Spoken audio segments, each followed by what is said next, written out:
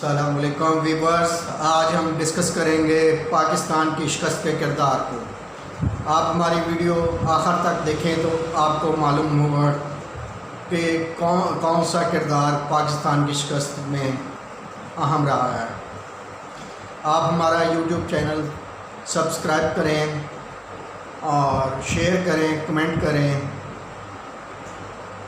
हम बात करते हैं कि दो बैटिंग कोच मिसबाहुल हक और यूनुस खान के होते हुए, जो अपने दौर के लेजेंड प्लेयर थे, रन्स बनाने की मशीन थे यूनुस खान, उनकी कोचिंग के अंडर पाकिस्तान की बैटिंग दूसरी इनिंग्स में इंतहाई बुरी तरह लड़खड़ा गई, जबकि सारा प्रेशर इंग्लैंड की टीम पर था। आखिर क्या हुआ कि हमारी पूरी बैटिंग ऑर्डर रेत की दीवार साबित हुआ। अगर इस बैटिंग में यासिर शाह विकेट पर स्टे कर सकता है तो हमारा शान मसूद, जो पिछली इनिंग्स में 150 रन बनाने वाला है, वो ज़ीरो पे क्यों आउट हो गया। अगर वो आउट हो गया तो कप्तान अज़हर अली पिछली इनिंग में ज़ीरो बनाने के बाद इस इनिंग्स में कोई सबक नहीं सीखा और फिर जल्द आउट हो गया। आखिर क्यों? बाबर आजम दुनिया का बेहतरीन बैट्समैन, जिसकी तारीफ़ों के पुल बांधे हुए हैं तमाम दुनिया ने, वो अपनी साख के मुताबिक क्यों बैटिंग नहीं कर पाया। पहली इनिंग्स में अच्छी बैटिंग करते हुए अचानक आउट हो जाना, जबकि उससे उम्मीदें थी कि वो बड़ा स्कोर करेगा, मगर वो सेंचुरी भी ना बना सका। दूसरी इनिंग्स में मज़ाहमत भी ना कर सका, विकेट पे स्टे भी ना कर सका। आखिर क्या बात है?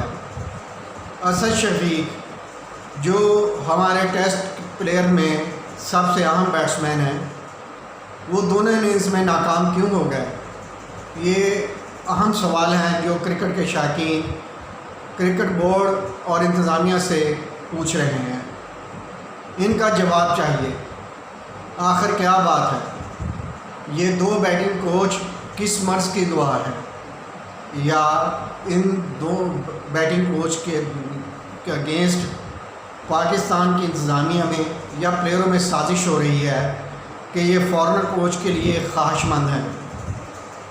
मिसबाहुल हक को हटाना चाह रहे हैं ताकि कोई फॉरेनर कोच आ जाए जो इनकी मर्ज़ी का हो। शायद इनकी मिसबाहुल हक से एडजस्टमेंट नहीं, ये सीनियर प्लेयर से पूछना पड़ेगा, उनसे ये बात करनी पड़ेगी कि आखिर इन्होंने अपने हाथ आया हुआ टेस्ट मैच क्यों गंवा दिया।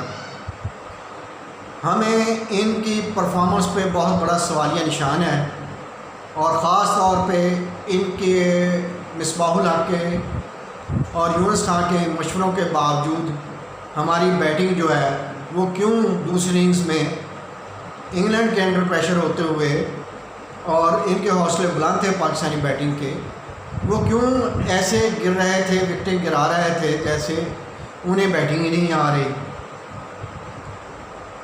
हम तो हैरान हैं कि यासिर शाह जैसा बॉलर, जो विकेट पे चंद बालों का मेहमान होता है, उसने बड़ी अच्छी बैटिंग की, काफ़ी देर विकेट पे स्टे किया और पाकिस्तान को एक भमर से निकालने की भरपूर कोशिश की।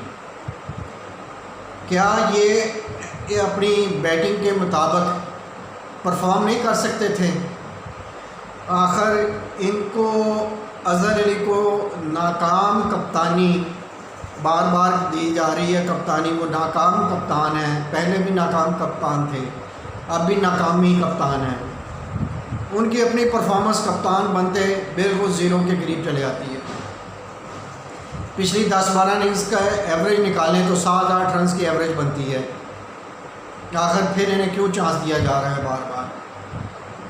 या तो उन्हें कप्तानी से हटा दिया जाए, अगर फिर भी बैटिंग ना कर सके तो इनकी जगह किसी नए प्लेयर को चांस दें।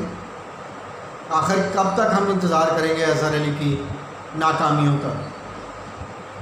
हमें इसके बारे में बहुत तश्वीश है। हमारे मैनेजमेंट, बोर्ड इंतज़ामिया इस बारे में देखें।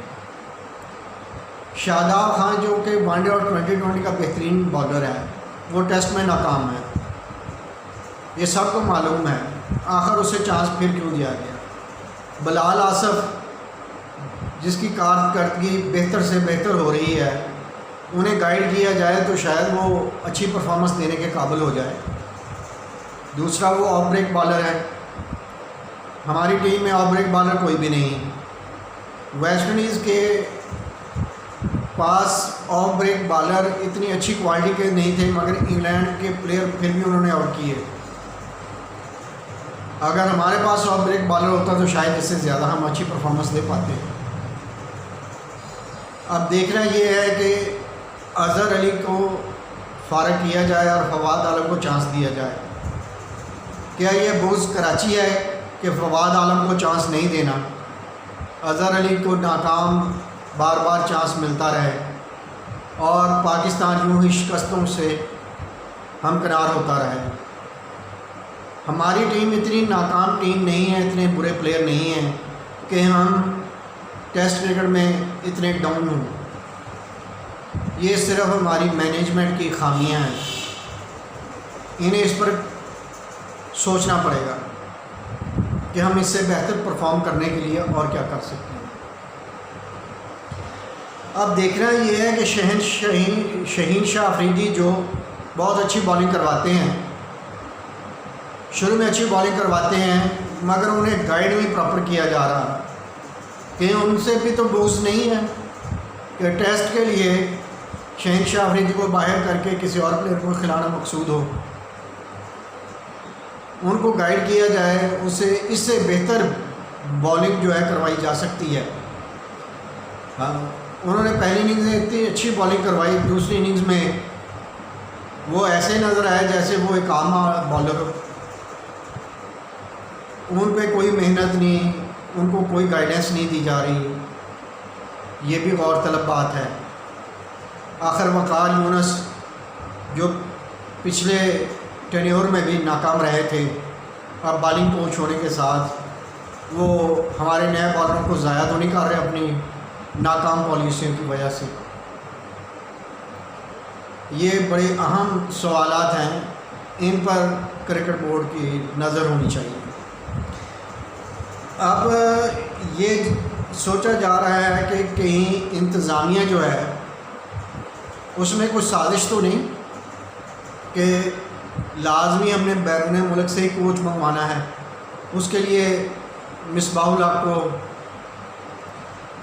बली का बकरा बनाया जा रहा है, उसकी पॉलिसियों के साथ इंसाफ किया जा रहा है या नहीं, या वाकई इम्पोर्टेड कोच ही लाना ज़रूरी है। सॉरी। अब हमने देखना ये है कि अगर मिसबाहुल हक कामयाब नहीं होते तो मोहसिन खान को ही ट्राई कर लिया जाए। इन सब बातों का जवाब शायकीन क्रिकेट मांग रहे हैं और कोशिश कर रहे हैं कि अगला टेस्ट शुरू होने से पहले क्रिकेट बोर्ड और इंतज़ामिया मिलके टीम की खामियों पर नज़र रखें और उनको सुधारें, ताकि अगले टेस्ट में पाकिस्तानी टीम अच्छा परफॉर्म करे और अपनी कारकर्दगी के तसलसल को बेहतर से बेहतर बनाने की कोशिश करे। जैसा कि इस टेस्ट में बहुत बेहतर परफॉर्मेंस होते होते अचानक हम डाउनफॉल क्यों चले गए। इसलिए इस कमज़ोरी को ख़ास तौर पर हमें एड्रेस करना होगा।